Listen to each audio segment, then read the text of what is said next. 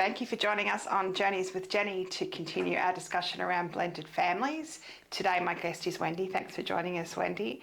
Wendy's coming on the show to talk about what it's like to be a biological mother, sharing your child with your ex-husband and a stepmum, and what that's like with your child having step siblings. We're using the word step again because that's the most common word to use, but Wendy has said before that she says brother, sister, father, but for the purpose of this podcast, we're using the word step.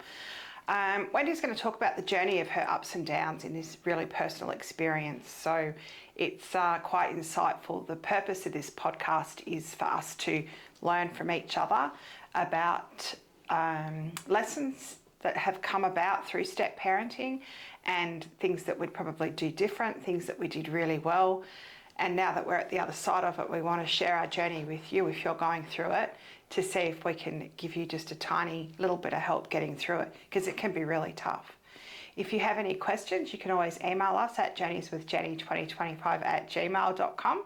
If they're questions for Wendy, I'll pass them on to Wendy and we'll come back to you with some answers to your questions. Please don't forget to like and subscribe to our YouTube channel or whatever platform you're watching this on, because that helps us to continue on with our journey of sharing with you. So that's my little spiel over. Let's get started with Wendy's journey. Wendy, as I said in the beginning, you have a daughter. Yes. And you were quite young when you had your daughter. That's around 19. I was 20 when she was born. 20, yeah. And you stayed with her father for a few years? Yeah, after she was born, we were still together for about 2.5 years after that, and together 2 or 3 years prior as well. So a young relationship, teenage relationship. It is young, isn't it? Like looking back now as an older person. But, you know, it was fine at the time. Yeah. And there'd be lots of younger viewers watching as well who, I think it's much harder when you're younger compared to when you're older, having a child at that age. Actually, there's pros and cons. Actually, I don't know, because I really, like, having observed over my long life now, I feel sometimes you overthink things as you're older, because you've got all that experience and you know there should be plans and there should be things in place. When you're young, you kind of go, oh, well, we'll just sort it out. Yeah. But you just deal with stuff without all the plans, because you don't have that sort of life experience necessarily. I feel like you go with your gut. Right. Yeah. More commonly, it's just... People always say too, like people who are talking about having children, and sometimes they say, waiting till we've got a house, waiting till we've got enough money, and it's like, nothing ever is completely aligned when you want to have a child. It just...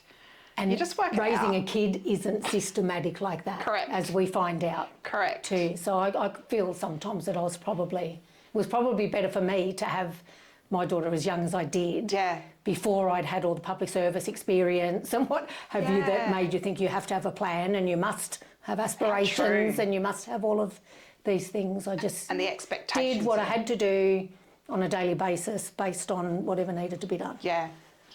Awesome. Sorry, we got a bit sidetracked there. Yeah, sorry. That is interesting. Okay, so Wendy, once you and your partner split up, you had your little girl who was about 2 or 3 years old. Yeah, she was 2 at the time. And you separated. Then what was the separation like? Was it amicable separation? No, it was acrimonious. I'd say very. It was hard. I was glad it was over. It was not easy at all. Yeah. Probably on both parties, and there was kind of a fairly long period of acrimony, if that's the right word. Yeah. And that's the part we want to sort of like unpack a bit, is how you got through the hurt, the anger, the feelings that you were having, to continue for your daughter to be able to see her father. When we spoke earlier, you mentioned to me that your daughter is biracial. Yes. And you wanted to make sure that she knew her background and where she came from. So that was like at the forefront for you, wasn't it? Yeah, that was something that always felt very important to me, because I thought it's going to be important for her to know where she's from. And because it was quite obvious that we looked different, that I thought it needed to be for her to have somebody in her life that loved her and that she loved, that looked more like her, if that makes like sense. Her, well, part of her identity. Looks like her, but also those cultural links. I thought this is really important because as white fellas in my family, we don't really have that sort of culture. We're just, Aussies, that's kind of it. But she had this very, interesting ancestry that I thought it's really, really important that she be connected to that. And I can't do that. I can't do that for her because I have different ancestry. Right, and she needs to be part of the family and the culture and the identity and where does she fit. And, exactly. And a lot of children who are from separated families suffer trauma through the separation, but then also trauma of not knowing their identity. So it was awesome that at that age you could recognise that, because at 20, 23, whatever you were, it's young to be able to acknowledge that you need to be able to nurture your child's cultural identity. I think that's really impressive. Oh, thank you. It seemed pretty obvious to me, though. Like it was a bit of a no-brainer. Okay. And a lot of people, this is the purpose of the podcast again, a lot of people let the anger take over. So you've said, that the split wasn't very nice. No. And there was a lot of hurt and anger involved in it. So you could very easily have gone the other way and said, well, I don't want my daughter to have anything to do with this culture and this person. And but you didn't. You rose above it. So from that, I'm going to take a lesson from you to remain child focused. I keep banging on about it because it's so easy to not, and to put your own ego to one side, make it all about your child, which is... And it's not easy. No. I'm not pretending anything about anything that I ever did was easy. But that's, for me, I think that is the key when you're kind of thinking about, this ex, is this, that or the other, or, whatever is going through your mind. That's got nothing to do with the kid. They had no choice in this. They have no control about any of this stuff. So I had sort of tried to make a point of never being negative about her father. How did you do that? It's a hard question. It is, but he would do things sometimes, make a plan to see her and then not turn up. Right. Which would drive me nuts, and she would be so hurt and not sleeping and angry and chucking all the tantrums and what have you.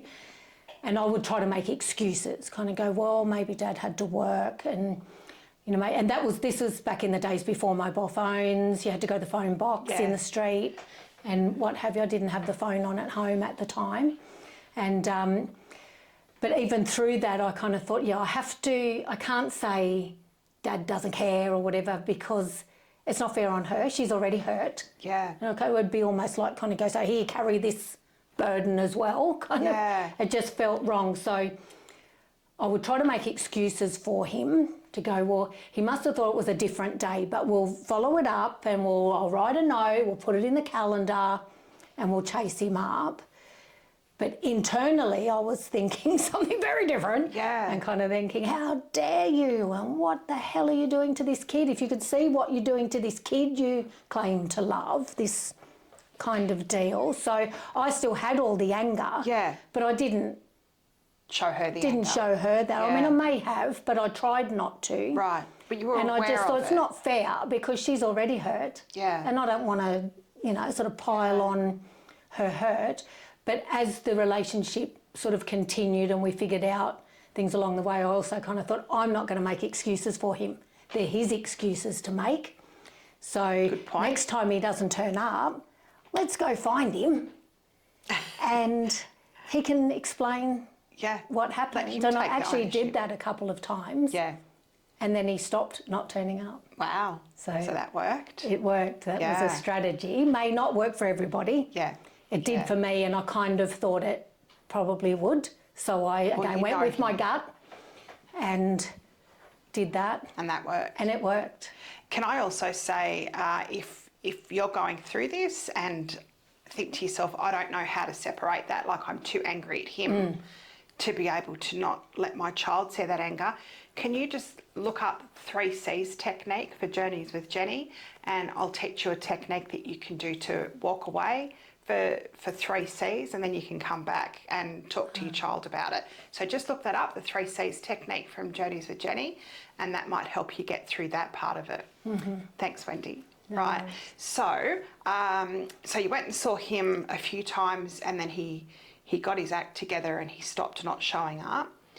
Then he moved away. Yes, And he repartnered during this this process, like during this kind of, I can't remember the exact timing, but I'd say like sort of for the first year, there was this kind of toing and froing and trying to figure out how do we Like while he was still in the same while he town. was still in my town. Yeah.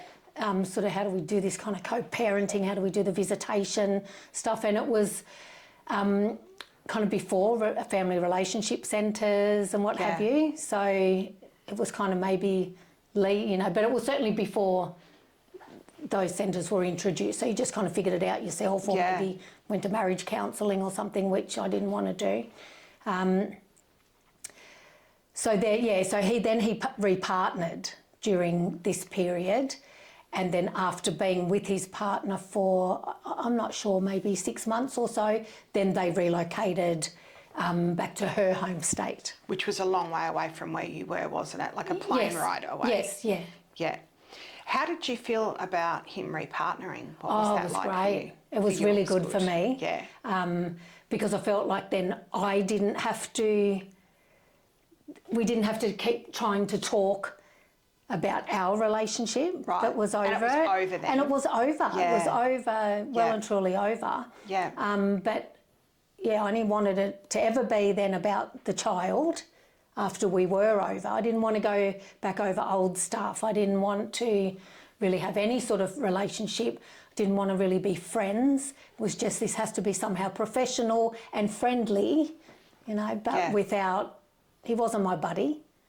And I didn't want it to be like that. So when he repartnered though, I felt like I was kind of almost off the hook from having to fill some need of his, I guess. It took the heat off you, I guess. It did. Yeah. And also it made me feel like I didn't have to worry about my daughter while she was there with him, because I kind of thought, well, there's this woman here now, and I know that if she was upset, if my daughter's upset, that it's more likely to be her that would probably do the comforting or recognise, you know, she needs more, she's scared. I had met her a couple of times.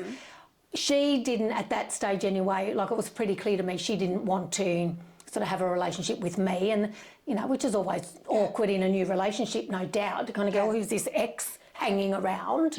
Kind of thing. But I sort of tried to reassure her, or sort of tried to befriend her, I guess, in sort of, oh, I love your hair, oh my God, oh, he's so happy with you, or doing things to make her feel like not threatened. I don't want to show her you had no interest. Yeah, I have no interest. I'm not a threat. I'm glad it's over. I'm really glad he's with you. But please be, you know, please be good to my daughter and love her. I want you to love my kid when she's there, and that still took, you know, some toing and froing and what have you. Was she receptive to you saying that to her? Look, it took a bit of a sort of a fallout, and then we had a private discussion ourselves just over the phone, and we sort of ironed out a few issues that we both thought from both sides, and she was, you know, such a lovely woman, and she had sort of said, look, I love my dad so much, I'm so close to my dad, and the thought of your daughter not being able to have that same opportunity with her dad, so like I'm all for it. It's sort of at that, it was like a pivotal sort of moment where she'd sort of said, I'm up for the task because this is about the kid. Like, so she was able to also kind of go, this is not about the ex or the whatever, this is about this little kid needing a relationship with her dad the way I had a beautiful relationship, or have a beautiful relationship with my dad. So Thank you. That's nice to thank her, because I think stepfathers often aren't given the credit that they do deserve. Like, there can be nasty moments throughout all the relationships, but you're right, because normally it is a mother that does do most of the nurturing. And I knew she would be doing the washing and the cooking and the cleaning up. If someone's, vomited, it probably wasn't going to be him doing that. Exactly. They tend not to have that relationship with your child. Yes. I don't have the answer to this, and I don't know if you'll have the answer to this, but how do we get people to be able to see it from that perspective? If you've got this angry stepmother on the other side of it who's so, and I'm not saying this about your ex-partner's wife, but you've got this stepmother who hates you and can't stand the thought of you and won't speak to you. Like, we haven't worked that part out yet. How do we get them to take a step back and say, gosh, I was so close to my dad. I totally get where Wendy's coming from. Yeah. I want my stepdaughter to have that relationship with her dad. I don't know how to get to that part. And I don't actually have the answer for that, because she did that. Yeah. This woman came to that herself. Well, I think because we'd had a little fallout and something had happened, and it was minor looking back, but at the time it was about my daughter, and she'd come home and said, I felt like this, and whatever happened. So I'd made it clear to both of them that that's not on. You don't do this to this little kid who knows nothing about all this adult stuff and shouldn't have to. And we're struggling with the emotions around it. How's this little tiny person supposed to carry those kind of burdens? But so after we'd had I'm not even sure if it was a fallout. It was, a bit of a confrontation, I suppose. And I'm not even sure now how long later that was, but I'd say it was probably a week, maybe 2 weeks. I think she's just kind of gone away and just been able to really unpack that herself in whatever time she needed, because it was then her who rang. She'd rang separately to say, look. And it's quite, because I'd obviously had the phone on by this time too, because she did ring. She did ring at the house. So they'd been together for some time, and so she was obviously securing the relationship at this point, and maybe that helped her to be able to go, this is. It's not about her and him. It's not about the ex and my man. This is really something different. So again, if I could thank her, I would absolutely do it, because she figured that out and then came to me, and I was all for it. And it's kind of, that's really fantastic. Awesome. Let's go ahead. And it just kind of really did go ahead in leaps and bounds from there. So when they did go interstate, the relationship had been established. Like, sort of my daughter's standing in their lives was very well kind of cemented. It just sort of almost went without saying that she would, at some stage, when they were settled, be going to visit. Right, and it'd just be part of her routine. Yeah. I wonder, just by what you've said there, something sparked my interest in that. Perhaps it's worthwhile talking to the stepmum and reiterating to her that you're not a threat, you actually don't want to get back with that. Maybe they need to hear it from us. Well, for me personally, I was kind of thinking you're a perfect match. Yeah, like, you were so happy about it. Yay. Yeah. I was so thankful, thankful that she came into his life, which I'd sort of felt then also was in my life. Yeah. Because I just felt like I didn't have to carry then any burden of our former relationship. It just... it sort of completed it for me to go, whew, now I can properly step back and just have this kind of more professional, what time are you coming? This is something that's happened. There you go, and end of the story. It didn't have to be buddies. We didn't have to hang out. It was all about the kid. Yeah. Because then his new lady, I don't know how to call it because they weren't married at that stage, but his new partner sort of took that lead then from there. Yeah. So it was a nice transition, but it was still very hard work. Yeah, getting to there. I don't want to minimise. Yeah, that's right. But we're telling the end part of the story. That sounds quite good. But going through it all. But that's right. It's hard in the middle of it. Yeah. But once you are at the other side, you sort of look back now, this is like 37 years ago or something, kind of go, oh, that was just a moment. Yeah. It was a moment in time of this little person's life that she doesn't even remember. Right. Whereas it was your whole existence at the time. Yeah, it's all consuming. Remember that too, it's just a moment in life, isn't it? Interesting that what we just talked about reminded me that with my husband's ex-wife, she actually did come to me to let me know that she wasn't a threat, and I'd completely forgotten about this. And I think it's really important to say how you approach the stepmother about that, because like Wendy's saying it in a nice way, my husband's ex-wife came to me and sort of spat the words at me, I don't want him anymore, you can have him now, and stuff like that. And it's said differently. So, so words can be really harmful and can set the whole tone of how things are going to be as well.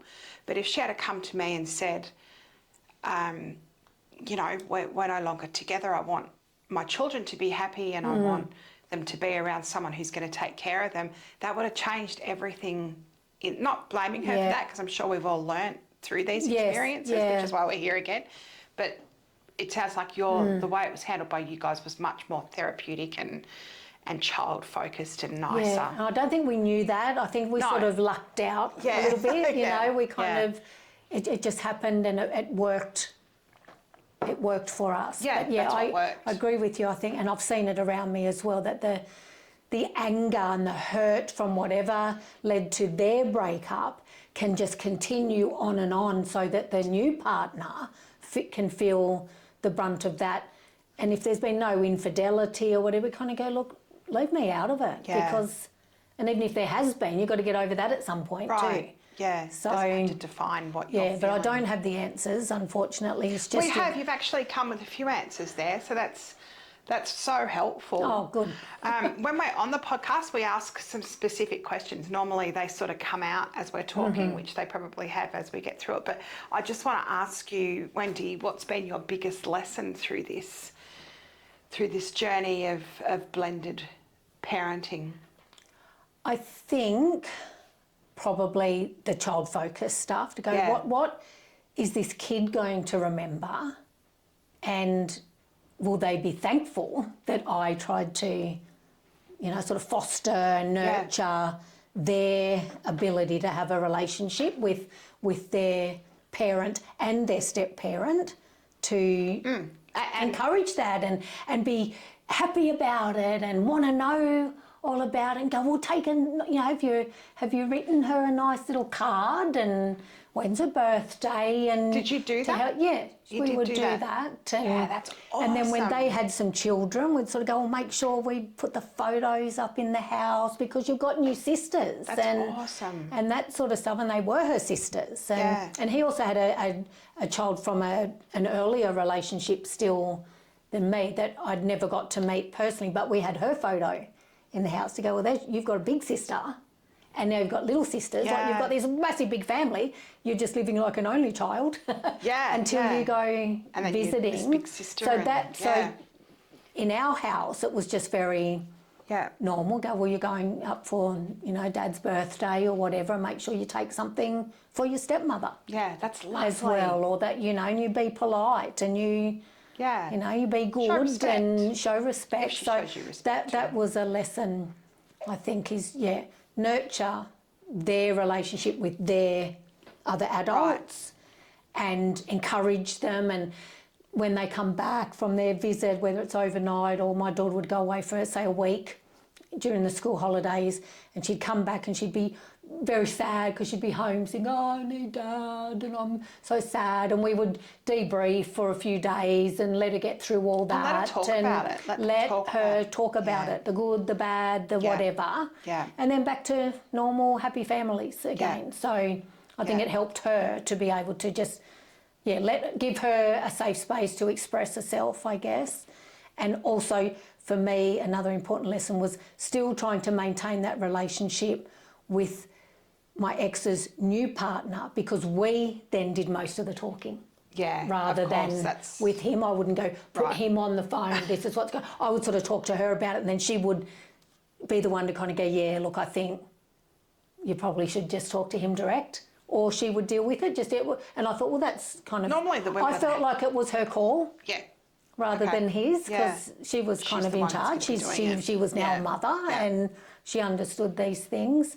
And I had mentioned to you another time, even though it's a bit off target, but having that good relationship with her is, my daughter got her first period while she was away with her other family. Yeah. So her stepmum was able to ring me and go, oh, this is what's happened overnight. This is what I've done. They've given her some chocky and she's all cleaned up. She's a bit sad and a bit, whatever, but we've been talking about it. Now I'll put her on. So I just wanted to thank her again for being such a terrific woman, and it was just a seamless that wasn't traumatic for her to have had a period while she was away, because it was just, she had someone there who loved her. Right, how who nice. helped her through it. And how nice for you and to be all the way. for me to be able to just go, I don't know what I would have done without her. Yeah. So, that's good. She's been a very, very important person in my daughter's life. That's really good, really good.